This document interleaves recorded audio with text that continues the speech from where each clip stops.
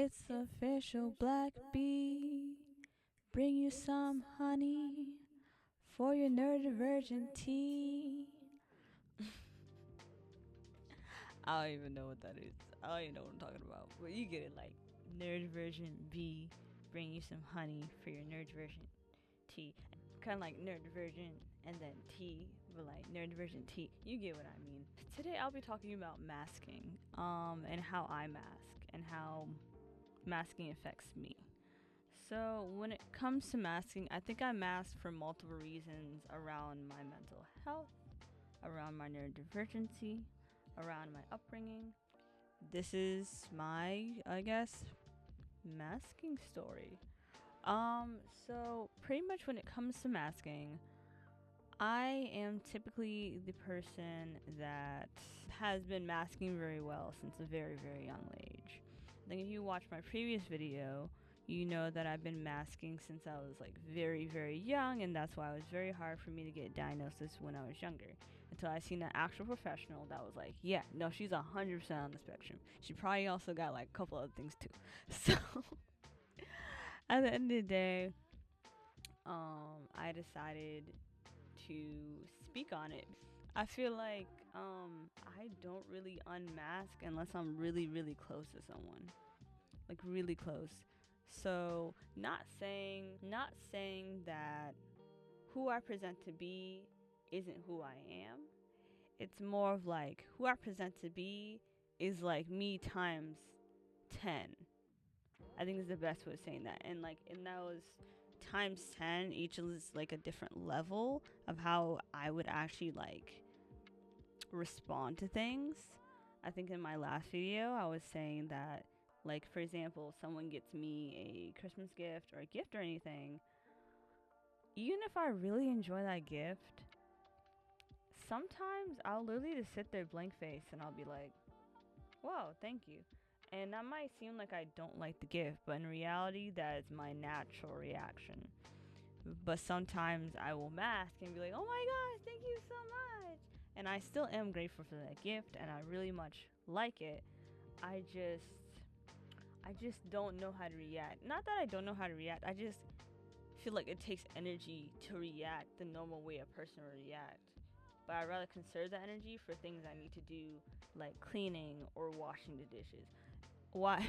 And then instead of putting energy into,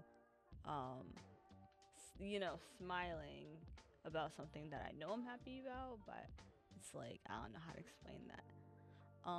At the end of the day, I still do it because I care about how the other person feels. Especially if they took the time to get me a gift or whatever, I care about how the person feels. So I'm gonna sit there and smile and be like, thank you. But it does take energy. So that's one thing I do when it comes to masking. I think another thing I do is that because my hyperfixation for a while has been like human nature, sociology, psychology, body language, personality traits, mental health, neurodivergency, um, anything that really has to do with how a person thinks or is to be understood. Since I was very interested in these things, I picked up a lot of things when I was researching. So I am really good at masking, and my masking is going to be very different from other people. Also, I feel like when it comes to masking for anyone with autism, I feel like it's different for everyone. I feel like there's similar reasons for why they mask, but I feel like how people mask is different from everyone. And also, it also is based off of the gender of the person's background, and so on. I'm a Caribbean black woman, so if that helps you understand what my background is. So my masking is going to be a little more different than, like, I guess, let me think, I guess a Caucasian American person masking. It's going to be a little different. Because it's going to be me more masking my Caribbean culture or masking things that are more socially appropriate for my Caribbean culture versus what things that are more socially appropriate for the Caucasian American culture, if that makes sense. Also, you have to remember that masking has to do with if that person also has other things they mask for. So I mask for my mental health, and I mask also for my neurodivergencies. I mask for my autism. I mask for my high functioning depression. And I mask for other mental health and other neurodivergencies. Shoot, I even mask for dyslexia. And when I mean I mask for the dyslexia, is that there'll be times that I'll pretend to read something super duper fast, and in real theory, I'm actually not reading it at all. I'm just pretending. And I think I do that mainly in class because teachers walking over and they're like, "You read the passage yet?" And like the minute they walk over, I'm just like, and they're like, "Oh, you're a fast reader," and I'm like, "Huh." And I'm actually just like skimming to pick up keywords. So when they're like, "What'd you read so far?" I'm like, "Oh yeah, I read about I don't know the da da da da da da," right? So that's kind of like, for example, dyslexia masking in my brain. Or even for me, I would like not reread, like when people do the thing where they read in a circle and everybody has their turn. Personally, for me, I would read it before. Oh, I would like count the places before it gets to me, and read it and like practice it. So when it comes to me, I can read it perfectly. So no one can tell that I'm struggling with the reading. You know what I mean? Or even if I have to read something like a script, I will put it into Speechify or something, and I'll listen to it in my ear. Like I'll always have my earpods in class, cause I have this afro, right? When it's not shrink, it just be like cover my ears a bit. Um, so I just be having my earphones in, or if I'm wearing my hoodie, I'll have my earphones in, hat, whatever, and I'll just listen to it to myself in my one earpod, so no one would notice and stuff. So that's I guess an example of dyslexic masking in my brain. Therefore, I would say it depends if this person's masking for different reasons. So that's like I guess that's the best way of me explaining how masking can be very different. Another thing about masking is that um, I think the similar reasons is that we all want connection, no matter how many times that a lot of people are like, I want to be alone. Those people do want to probably be alone to a certain degree, but most people want connection, and therefore a lot of times people mask because they want to not be ridiculed or judged, or they want connection or to be socially accepted. In my situation, I feel like around high school I kind of stopped caring about being socially accepted, but I would say I still want to make connections, especially if I want to make friends with someone. I probably would mask a little more because I wanted to appear normal enough, or be like they don't need to know I'm weird yet, to be friends with them and stuff. Um, which affects a lot of things because I know that personally for me, when doing that, I would mask so hard, meaning I would like not research the person. I would like I guess scope the person out, meaning like I would like pick up, like if I was wanting to be like friends with someone or I had a crush on someone or whatever, I would pick up like the details off of them and be like, okay, they like I don't know, Skechers. Oh, okay, they like to get their braids done. Oh, I see that they have a backpack that has I don't know, a Celtics person on it, etc. Then I'll be like, oh, okay, what do I know about each of these things that I see on this person? And then the person will come over, or I would be like, oh, you like the Celtics? I just seen the game the other day. I got tickets. Like that's how I would do it. It was crazy. So therefore, sometimes I would research things so carefully that people didn't even know that I won't say didn't care. I think I like learning in general. I would just not, it wouldn't be a sole like passion of mine. And I would end up in these friendships where I was a very good friend to them, but they couldn't be a good friend to me. And that's because of masking. So, there's a pros and cons to masking as well. Um, and I would say the pros is I get to do what I need to get done, I guess, and um it allows me to interact with people in the most appropriate like the most appropriate way. When I say appropriate, I mean I mean like for example, if someone walks up to me and they're like, "I'm sad." Instead of me being like, okay, which would be kind of like an inappropriate way to like respond to your thing, I'd be like, oh, okay, do you want me to listen or do you want me to give advice? You know? And I would consider that masking. I consider anything that's not my first nature masking, even when it's something as simple as someone saying hi.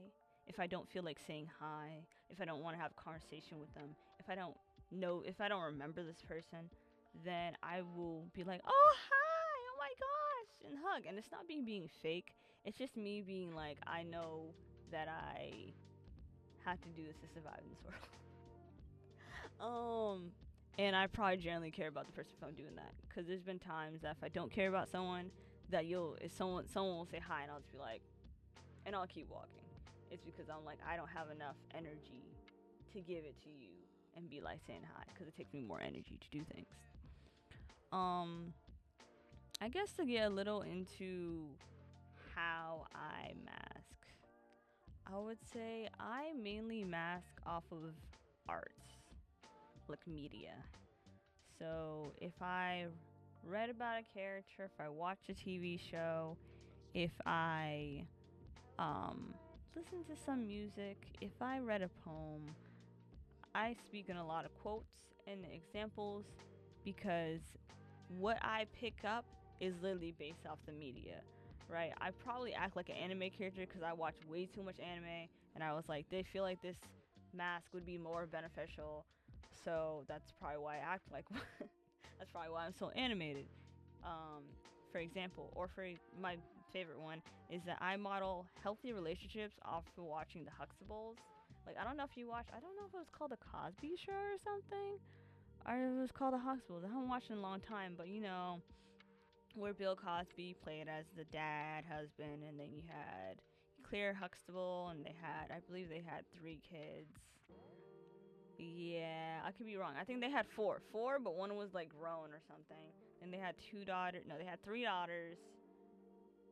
They had 3 daughters and 1 son. And I thought their relationship was like super healthy. So anytime I think of healthy relationships and healthy relationship boundaries, I immediately be like, I need to watch myself, like the Cosby Show. Or I just think of a reference and I'm like, all right, yeah, this sounds about healthy. And stuff. Or I guess if I think about a time where, oh, here we go. I know that sometimes when it comes to like presenting or hosting or doing certain things, I like to mask as like, or act like you know, The Biggest Showman? I forgot his name. This is one of my favorite movies. I don't know what's happening today, but I forgot his name and like exactly who the actor was. But in The Biggest Showman, the person that's like really ambitious and trying to put together the circus and all that, like, oh, it's The Greatest Showman. Anyways, put together all that, I kind of like mask as him, so I'm very like woo and whoa and stuff. I think there was this one time I had a presentation, so I just literally listened to like, this is the greatest show. You like that song or whatever? If you watch the movie, you'll understand what I mean. Like listen to it over and over because I was like, I need to like you know, get into the character of whoever, and stuff. And that's kind of like how I mask and stuff. I also mask if I'm around someone for way too long. I think the most important thing I wanted to mention too is with masking is that when you mask, you sometimes don't have a choice of what you mask. I think I remember even being around this one girl that I didn't like. I don't know. She did something to one of my close friends, so I was just like annoyed. But I would be around her because we had the same class. It was in high school, and she would do this thing. Yo, I apologize if you watch this video. You know exactly who I'm talking about. But she would do this thing where she would just do this. I'm sure probably to this day I probably still do this. Not too much now, but she would just be like this when she talks. And I remember doing that for months on end, and I would feel bad because I was like, I don't want to mask this person I don't like, but it would just happen. Even this is also the reason why I try to avoid watching shows where there's a lot of characters that may have a lot of toxic traits, or traits that are not that favorable or things that will not help me out, because I will accidentally mask them and then like it won't be good. You know what I mean? Let's say if I'm watching a show or if we're watching a movie and then one of the characters sucks their teeth a lot. If it's something I highly picked up at the moment, then at that moment I'll like, I don't know, for a month or a week or maybe even a year, I'll just sit there and maybe like once in a blue moon or something happens similar to whatever happened to that person that in the show that made him do it. I might be like, and it's not even like it's not like I sit there like, oh, I decided to pick this up because I thought it was useful. It's literally my neuros are like, yeah, I need that later. So I think that's the best way of explaining masking. And to keep in mind, if you know someone and they are neurodivergent, I would say the biggest thing with masking is that if they say something and you feel like it might be offensive or it might come off wrong, ask them what you heard or what they meant by it. Because I have offended people by like hearing metaphors and saying it and them being like, excuse me, and I'm like, whoa, this is what I meant by it, because this is what I thought it meant, or this is how this other person used it wrong that I mask or heard them use it and then I use it, and then it's like a big problem. Or even words. I remember there'd be times that I use words that I heard people use in the wrong context, then I use it, and then it's like a big problem. So I would say that with masking, just keep in mind that if you know someone that's masking, if you know someone that may be neurodivergent, I would say asking them, or even this basic communication, ask them what they mean. But anyways, I just wanted to say thank you for listening and have a great rest of your day, and God bless and peace out. Make sure to subscribe for more neurodivergent information and mental health information. And I think I was talking about autistic, specifically like autistic masking, but in combination of some other masking I have. But I definitely have other masking techniques to like other things like high functioning depression that I would definitely like to talk about. But that's another video for another time. But have a great rest of. I'm just like looking at my recorder like you only got a couple more minutes on the audio, so I'm like I need to speed this up. But anyways, have a great rest of your day, everyone, and